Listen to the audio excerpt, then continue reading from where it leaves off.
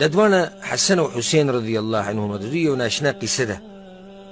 دا دواړه ډېر کریم انسانان وو، سخت سخاوت و په دوی کې، انتهایي سخاوت. او سخاوت به پکې څنګه نو دا د چا نوسي و، او دا د کم عظیم انسان بچي و علي بن ابي طالب، او مور یې څومره اوچته زنانه فاطمه. نو چې دوی کې سخاوت نه وي نو په بل چا کې به سخاوت وي. ډېر اوچت انسانان وو. او ځکه تهذیب الکمال کې یو قصه راغلې ده، په هغې کې دا دي چې تفاخر رجلان من قریش، دو کسانو په قریشو کې وو، هغوی یو بل سره فخر شروع کړ، یعنې زمونږ قبیله یا زمونږ خاندان غوره دی، بل زمونږ غوره دی. قریش خو عام قوم دی غټ، بیا په هغې کې دنه خاندانونه دي، په هغې کې بیا شاخونه دي. نو دا یو کس په بنو هاشم کې و، او دا بل په بنو امیه کې و. بنو هاشم والوی زمون خلق غوره دي، یا بنو امیه والوی نه زمون غوره دي. نو دی وی قومي اسخا من قومك، بل وی قومي اسخا من قوم، زما قوم ستا د قوم نه زیات سخي دی، بل وی زما سخي.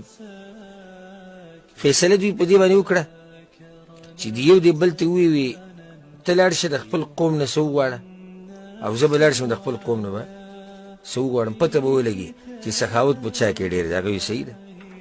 دا اموي چې کوم و بنو امیه کې چې و، دی لاړ د لسو کسانو نه مال وغوښتو، په خپل قوم کې د لسو کسانو نه مال وغوښتو، هر یو ولا لس زره روپۍ ورکړي. لس زره روپۍ ټولې څو شوي؟ 1,00,000. د هاشمي چې کوم دی بنو هاشم کې، دی لاړ په عبیدالله بن عباس پسې، اوله په هغه پسې لاړ. هغه ته یې مال ته مې ضرورت دی او داسې او داسې. هغه ولې 1,00,000 روپۍ ورکړي، اولني سړي ولې 1,00,000 ورکړي. بیا لاړ په حسن بن علي رضی الله عنه پسې، هغه ته یې وویل دې ضرورت دی. هغه ورته هل اتیت احدا قبلي، زما نه مخکې چا پسې خو نه یې تللی؟ وی تللی وم عبیدالله پسې. وی څو یې درکړی؟ 1,00,000 یې راکړي. وی زه زما د طرف نه 1,10,000 واله، 1,10,000 هغه ورکړي. بیا لاړ په حسین رضی الله عنه پسې، یاره داسې فساو شوی یم او پیسو ته ضرورت دی. وی چا نه خو دې مخکې نه دي اخیستي؟ وی اخیستې مې. چا نه؟ وی ستا ورور. وی څو یې درکړي؟ 1,10,000. وی ما به دله ډېرې درکړې وي خو دا ورور مې مشر دی، ده نه مخکې کېږم نه. 1,10,000 واله، 1,10,000 ده ورکړه. څو شو؟ 3,60,000 شو.